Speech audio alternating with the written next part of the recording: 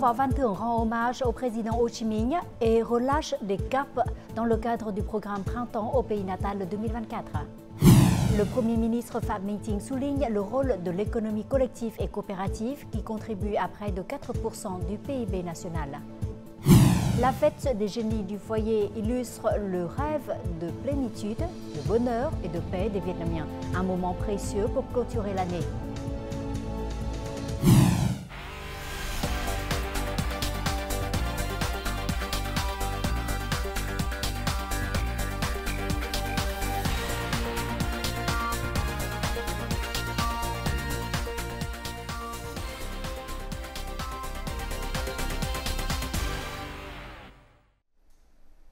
Mesdames et messieurs, bonjour, bienvenue au journal francophone.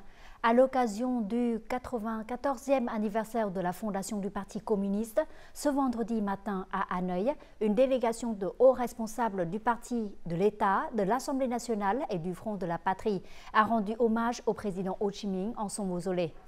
Étaient présents le Premier ministre Phạm Minh Chính, le président de l'Assemblée nationale Vương Đình Huệ, la chef de la commission centrale d'organisation Trương Thị Mai, ainsi que plusieurs anciens dirigeants du parti et de l'État.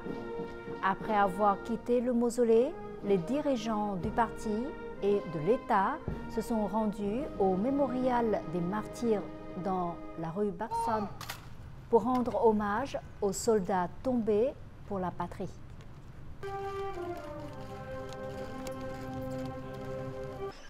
Dans la même journée, le président Võ Văn Thưởng s'est rendu au quai Nhà Rồng à Ho Chi Minh Ville pour offrir de l'encens en mémoire du président Ho Chi Minh et des prédécesseurs révolutionnaires.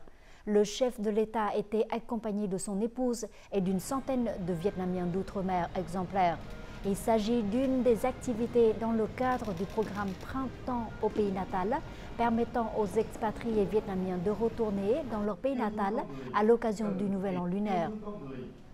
Cette année, le 2e février coïncide avec le 23e jour du dernier mois de l'année lunaire, date à laquelle se déroule la fête des génies du foyer.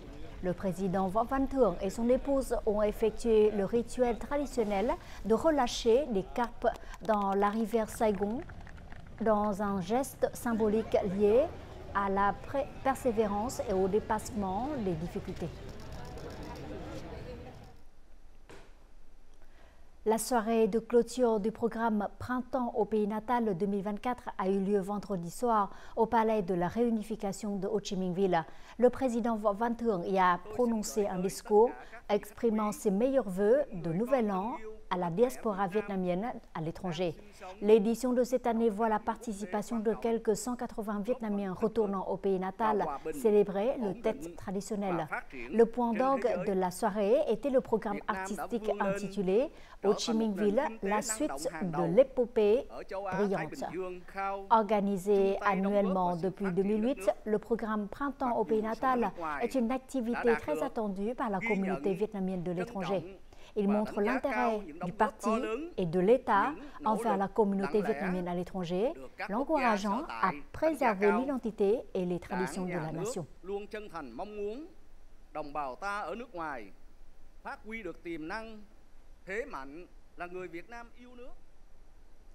Le Premier ministre Phạm Minh Chính a présidé aujourd'hui à Hanoï le Forum sur l'économie collective et coopérative de 2024. Il a souligné le rôle de ce secteur dans l'économie nationale, affirmant le soutien du gouvernement à son développement rapide, durable, inclusif et global. Selon les données de l'Office général des statistiques, l'économie collective et coopérative contribue à près de 4% du PIB. Lors du forum, les délégués ont proposé des solutions pour surmonter les difficultés et les obstacles, attirer les ressources sociales, renforcer les liens entre les membres et améliorer l'efficacité de la coordination entre ministères, branches, localités et entre public et privé. D'ici 2030, le pays devra compter 45 000 coopératives avec 8 millions de membres et 380 unions coopératives avec 1 700 coopératives membres.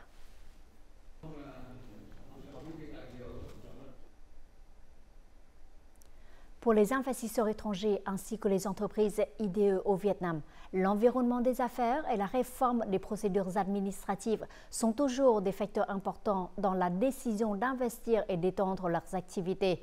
Les résolutions 1 et 2 du gouvernement qui viennent d'être publiées au début de l'année montrent que ce travail continue d'être une priorité et est attendu et hautement apprécié par la communauté des affaires étrangères. Opérant depuis de nombreuses années dans le domaine du conseil et de la promotion des investissements, cette société travaille souvent avec des entreprises étrangères désireuses d'investir au Vietnam. Outre sa situation géographique favorable et ses coûts de main-d'œuvre raisonnables, l'environnement d'investissement du Vietnam reste un facteur qui suscite l'attention des investisseurs internationaux. L'approbation de 2 résolutions a envoyé un message positif aux investisseurs étrangers. Nous espérons que ces 2 résolutions se concrétiseront pour aborder des questions telles que la réduction des délais de création d'une entreprise et la simplification de la conformité fiscale. La dernière enquête sur l'indice de confiance des entreprises BCI de l'Eurocham montre que le niveau de satisfaction des entreprises européennes au Vietnam a considérablement augmenté. 31% des entreprises prévoient d'augmenter leurs effectifs au premier trimestre et 34% ont l'intention d'augmenter leurs investissements. Cependant, la charge administrative et l'inefficacité de l'appareil restent l'un des principaux obstacles. L'indice BCI au 4e trimestre 2023 s'est amélioré par rapport au trimestre précédent, mais nous sommes encore loin du pic de 2022. Nous constatons que le gouvernement à tous les niveaux hésite encore à prendre des décisions politiques fortes. Nous espérons que le rétablissement du Conseil consultatif sur la réforme des procédures administratives du Premier ministre se concentrera sur des objectifs plus clairs. Pour les entreprises japonaises au Vietnam, la préoccupation est accordée à l'amélioration des infrastructures et des ressources humaines, facteurs qui affectent directement la production et les activités commerciales à long terme des entreprises. Ce sont tous des contenus présentés très spécifiquement dans les résolutions 1 et 2. Au cours des 10 dernières années, le Vietnam s'est développé économiquement, le PIB par habitant a dépassé les $4 000. C'est un résultat positif, mais à l'avenir, le Vietnam aura besoin de davantage de réformes pour obtenir des résultats encore plus positifs. Dans la résolution 2, le Vietnam s'est fixé pour objectif d'améliorer la qualité de l'environnement des affaires afin de renforcer sa position dans les classements internationaux.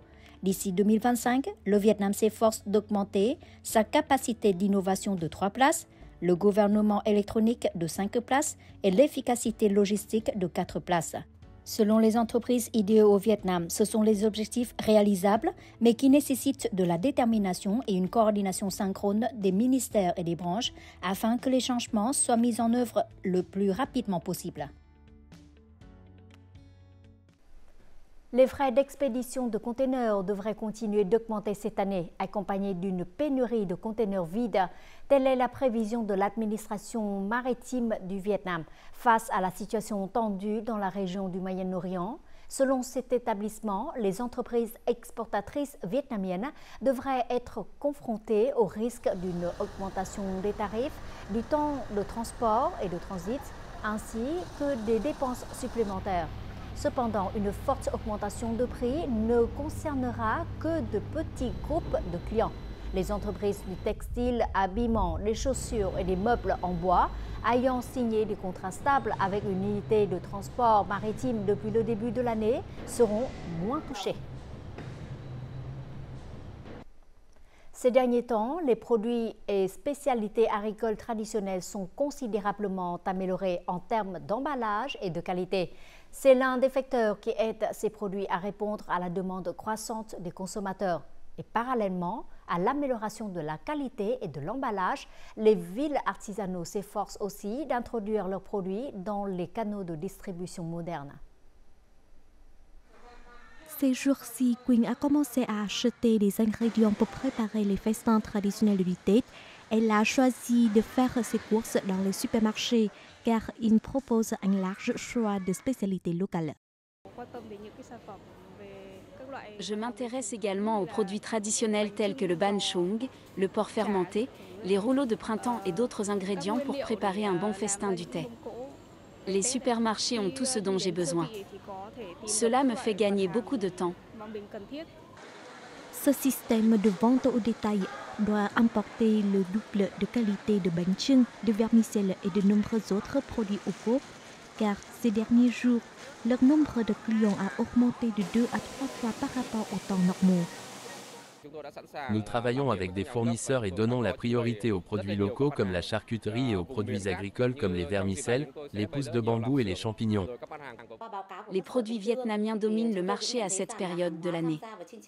Nous avons également découvert que 100% des marchandises participant au programme de stabilisation du marché du thé sont des produits vietnamiens. Grâce à des politiques favorables, les produits traditionnels ont également accès au système de distribution moderne. Dans un avenir proche, le ministère de l'Industrie et du Commerce envisage d'introduire les produits et les spécialités locales dans les grands systèmes de distribution à l'échelle nationale. L'objectif est de rendre ces produits plus facilement accessibles aux consommateurs. Tout de suite, les taux de change et l'indice de la bourse du Vietnam.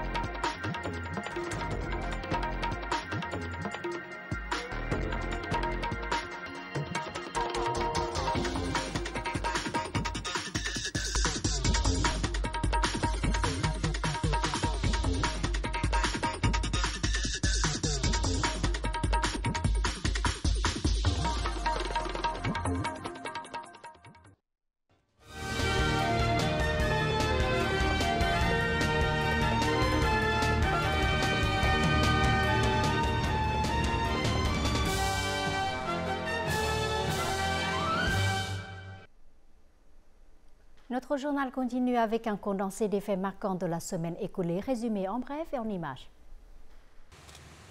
Le président philippin Ferdinand Marcos Jr. et son épouse ont effectué les 29 et 30 janvier leur visite d'État au Vietnam. Il s'agissait de la première visite au Vietnam du président philippin depuis sa prise de fonction.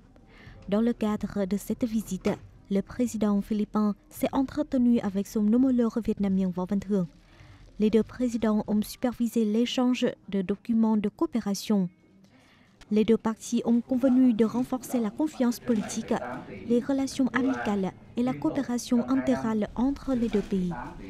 Elles ont été unanimes pour s'efforcer de porter leurs échanges commerciaux bilatéraux à 10 milliards de dollars, ainsi qu'à élargir la coopération vers de nouveaux secteurs.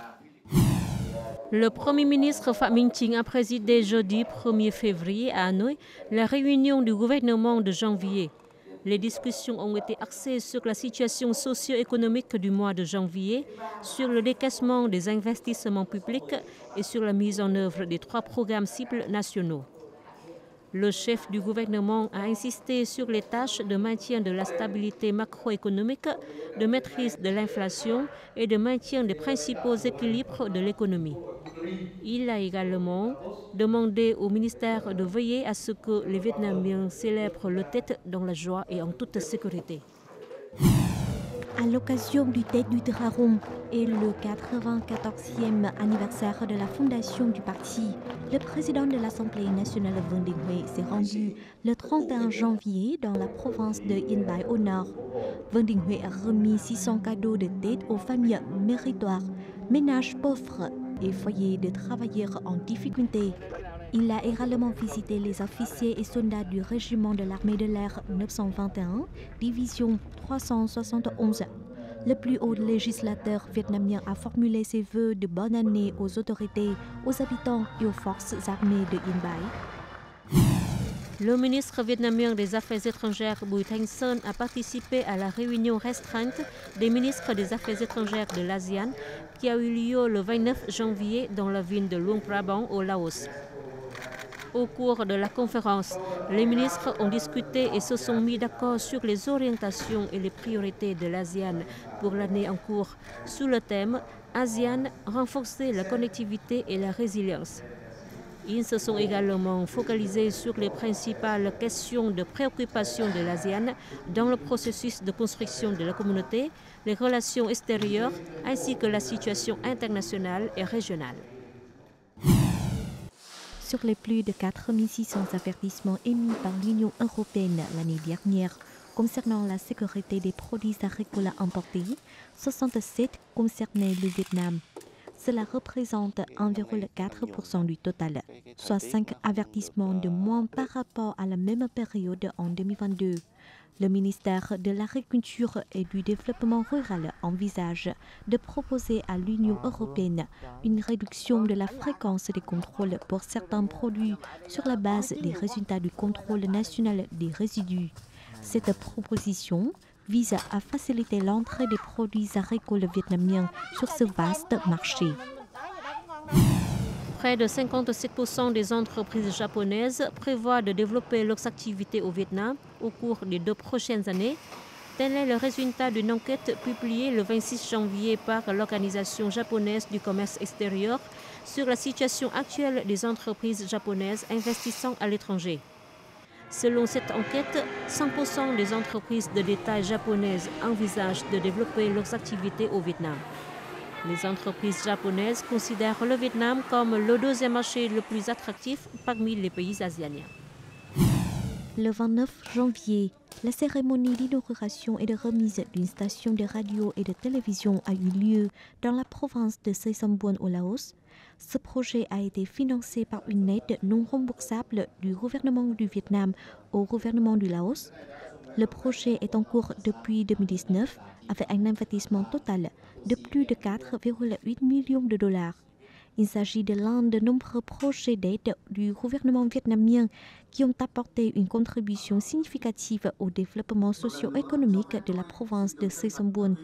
Cela renforce également la solidarité et l'amitié entre les deux parties, les deux États et les deux peuples.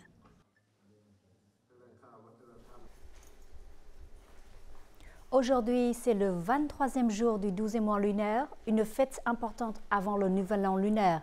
Les familles vietnamiennes pratiquent le culte des génies de la cuisine appelé la fête de Ông Công Ông Táo. Dans la croyance des Vietnamiens, les génies du foyer prennent des carpes pour s'envoler vers le ciel et rapportent à l'empereur de Jade la vie du propriétaire de la maison où ils habitent et demandent chance, prospérité et bonheur pour la nouvelle année. Préparer des offrandes pour le retour des génies du foyer vers le ciel, c'est l'occasion pour les familles de passer en revue les réalisations de l'année écoulée et souhaiter du bonheur et de la prospérité pour l'année à venir. Les cérémonies de culte nous rappellent que les génies de la cuisine nous regardent et observent tout ce que nous faisons au quotidien. Cela exhorte les gens à faire de bonnes choses. Dans les 3 régions du pays, les coutumes concernant cette fête ne sont pas similaires. Mais en général, ce rituel reflète le rêve de plénitude, de bonheur et de paix de tous les Vietnamiens. Vénérer les 3 génies de la cuisine, présenter des offrandes sur l'autel ancestral, un moment précieux pour clôturer l'année écoulée et préparer la nouvelle année. Pratiquer et préserver cette coutume ne dépend pas du fait que nous ayons de l'argent ou pas.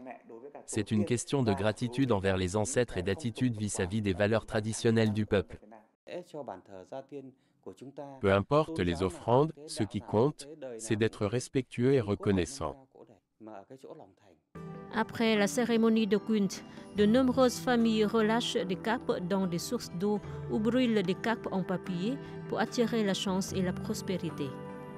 Outre la signification spirituelle, cette fête porte des significations humanistes, rappelant à chacun de faire preuve de bonté.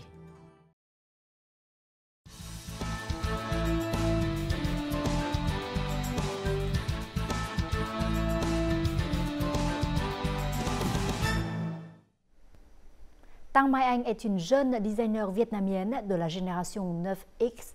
Elle a créé une ligne de vêtements inspirés de la culture traditionnelle en utilisant principalement des matières naturelles comme la soie et les voilures. Avec une forte passion et un grand amour pour Lao Dai, Mai Anh souhaite faire aimer cette tenue traditionnelle à des millions de femmes vietnamiennes et à contribuer à la promouvoir au-delà des frontières. Nous la rencontrons sans plus tarder. 4 ans après le lancement de sa marque, Tang Mai Anh a eu l'honneur d'être l'un des 9 créateurs présents au Vietnam Future Runway 2024, l'un des principaux événements de mode au Vietnam. Inspiré par la beauté majestueuse des montagnes du Nord-Ouest et la richesse culturelle des ethnies minoritaires, la collection de Lang Van Du Lam impressionne le public vietnamien et international par sa créativité basée sur les matériaux traditionnels. Combinant modernité et tradition, les créations de Mai Anh font preuve de son talent exceptionnel et contribuent à promouvoir la culture vietnamienne dans le monde. Bonjour, félicitations pour vos débuts extrêmement réussis au Vietnam Future Runway 2024. Alors, pourquoi la zone montagneuse de Iti est-elle l'inspiration de votre collection? Apporter nos designs de soie et de velours dans les régions du Nord-Ouest, faire valoir la beauté naturelle de cette terre à travers mes créations, c'est mon rêve depuis longtemps. Outre le paysage majestueux, tout le monde a eu un aperçu plus profond des gens, des filles et des femmes locales. Ces personnes ont des visions très intéressantes, et tout cela devient une source d'inspiration et de créativité pour moi et mon équipe. Quel message souhaitez-vous transmettre? Nous voulons faire comprendre aux jeunes que nous nous appuyons fortement sur le berceau de la culture traditionnelle. L'héritage laissé par nos ancêtres est un point d'appui important pour que nous soyons plus confiants sur le chemin choisi. La créativité et la modernité sont importantes, mais pour ceux qui aiment la culture traditionnelle, nous devons aussi croire en ce berceau culturel. Avec la créativité, la passion d'apprendre et des efforts inlassables, nous créerons certainement de nouveaux looks et de nouvelles œuvres, riches en identité vietnamienne.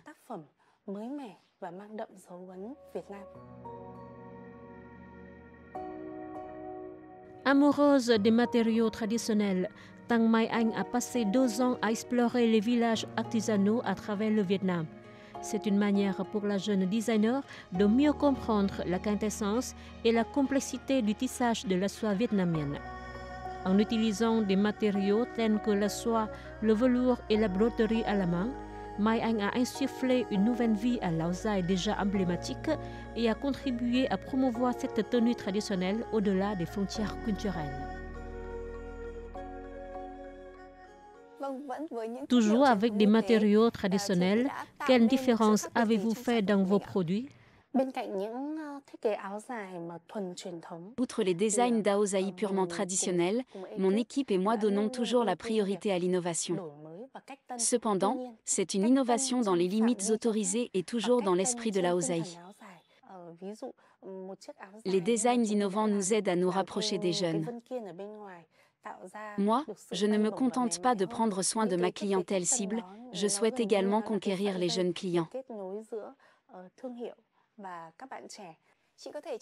Comment réalisez-vous une collection d'Ao Dai? Normalement, le designer dessine d'abord un croquis, puis colorie l'idée du motif. Ensuite, il recherche des matériaux adaptés à cette conception. Mais dans mon domaine de la mode, c'est tout le contraire. Pour la marque Tang, nous avons un certain stock de tissus, qui sont du velours et de la soie traditionnelle, et nous avons l'art de la broderie à la main. À partir de ces 3 éléments, je dois faire preuve de créativité. J'aime beaucoup les valeurs traditionnelles et je me sens extrêmement fière d'être vietnamienne. Je veux fournir des produits purement vietnamiens fabriqués par des Vietnamiens. De plus, à travers les motifs de broderie, je veux transmettre des messages sur la préservation de l'identité et des valeurs traditionnelles du Vietnam. Récemment, de nombreux jeunes designers ont également choisi des matériaux traditionnels. Est-ce donc un signal positif pour l'industrie de la mode vietnamienne? Je me réjouis du fait que la culture vietnamienne est de plus en plus prise en compte et intégrée dans les produits par les jeunes créateurs. Ensemble, nous contribuons de manière significative au développement des villages d'artisanat, des villages de tissage de la soie et des villages de broderie à la main. C'est un parcours plein de passion et de défis. Il faut avoir un consensus et des efforts communs pour développer la mode tout en contribuant à la sauvegarde des valeurs traditionnelles pour les générations futures. Je vous remercie de cet entretien. En fin du journal, découvrons les prévisions météo.